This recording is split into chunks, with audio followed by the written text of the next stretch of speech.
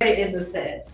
So the credit bureaus, they're looking at your account history, amounts owed, length of credit, new credit, and types of credit used. And you can see the percentages, how they count. So your account history is counted the most.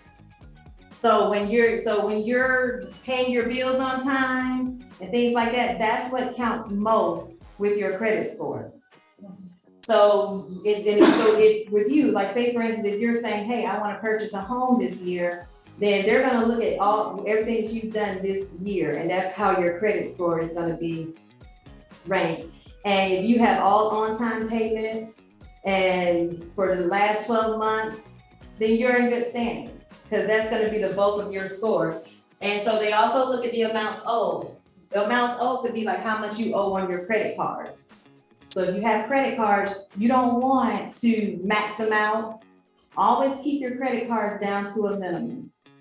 It's great to have the credit cards. It's great to show that, hey, I have this credit, I have a furniture bill, I have this bill that I pay every month. It's great to show it, but you don't want it to be too high, because then your debt will be high as your income or higher, then that works against you. So those are the two top things that factors into that score, that FICO score. Have you heard of a FICO score before? No? Okay. Well, FICO score is what the mortgage company, and also they have other types of scores too, Vantage. There are different types of credit scores.